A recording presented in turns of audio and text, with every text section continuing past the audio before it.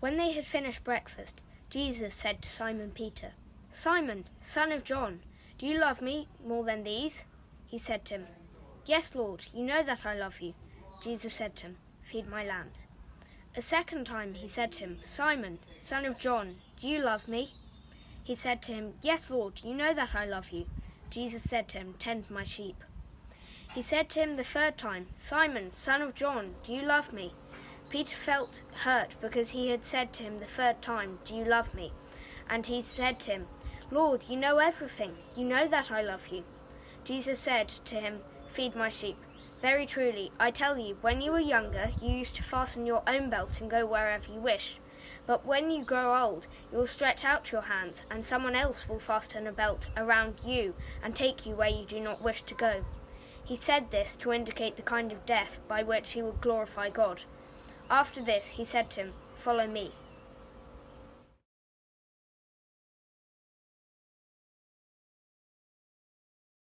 Hi guys, it's Sarah here. Here I am at work in our work garden. This is called Glows and it's in Tulse Hill, and it's where I work 2 days a week. So we have just heard a story in the Bible about Jesus having to pay taxes and finding a really quite cool way of paying them. And I wanted to have a quick chat to you about what we think this might all mean. So I've had a read through, and for me it's a bit of a challenging one, isn't it? Firstly, none of us really have the capacity these days just to magic up, or you could say miracle up, a coin out of nowhere, if only we could. So let's have a look at what we think this might all mean. So firstly, the story really is that Jesus is in a sort of, you could say like a no-win situation here. So basically, he's been told he has to do something he doesn't want to really do. He has to pay these taxes. So we all have to pay them, but it's something that really, for him, it puts him in a difficult position. If he was going to say, "No, I'm not doing that, I completely refuse," then he would be going against the laws of that land, which is not allowed, and it's setting a bad example. If he says, "Yes, I will pay out of my own money," then he could be seen in that time as sort of conspiring with the Romans, being on their side. So he sort of thinks, well, what am I going to do? So he goes to Peter and he says, "I found another way around this. Let's go down to the river, and the first fish you find, they'll have enough money in the fish's mouth to pay for both of our taxes." So let's look at this a little bit in what this might mean for us today. So firstly, here I am in Glows. Now, the first thing to say is I'm doing this video outside because, like everybody else, we're not allowed to walk around without our masks on inside. So I'm standing here, and I have my mask all ready if I go back inside. I've been told we have to follow all of these rules in order to come here. So we can't make cups of tea for our friends, we can't walk around the areas without a mask on, we have to sanitize every door, if we have to keep 2 meters distance, we're not allowed to go out with your friends in pubs and restaurants after work. There's so many rules, and it feels a little bit like we understand we have to do it, but at the same time it's quite frustrating, isn't it? And it's been going on for a long time. So let's think about it today and what Jesus might be thinking if he was with us right now. So the first thing is, he makes a decision in this passage that basically to be humble and to show sort of humility, and that he's the Son of God. So come on, if anyone's not going to pay taxes, surely he's exempt. But he decides, as a human person who values his friends, values everyone else in living around him at that time, he will pay it. So he follows and he goes along with what he has to do. That's the one really important thing. He's not too powerful, is he, to say, "I need to do this." And the second thing is, really, he finds a sort of unique way to demonstrate that he still has his, who he is as a Son of God. He's not kind of siding on either way, but he maintains his moral compass, if you like, and who he is, but finds a way around it to sort of please both sides, really. So let's think about it today and in your week. What kind of things have you had to do this week that you didn't really want to do? Are you at school and finding you'd love to go to the park and play with your friends, but you've been told you can't?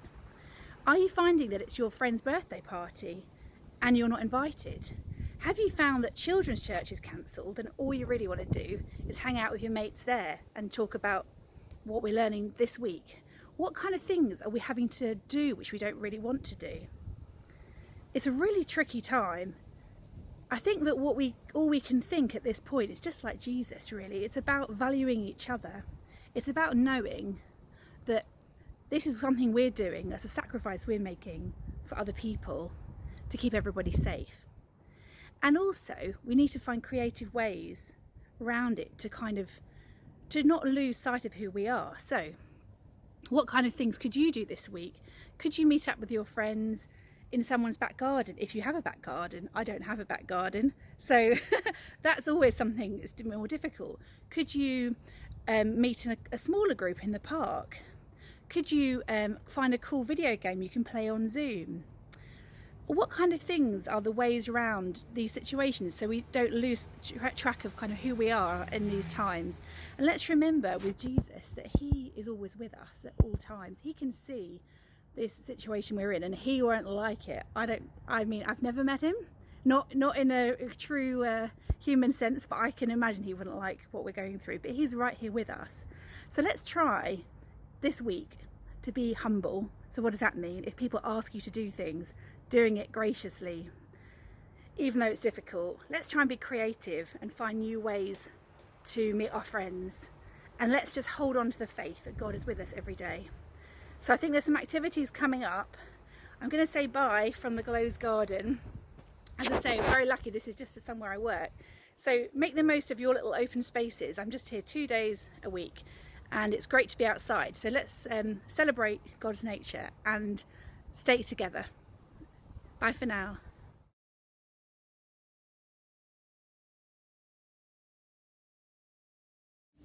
Hello everyone, this is Alex Williams and he is going to show you how to do today's craft. We're going to be making some fish and we're going to put coins in the fish's mouth.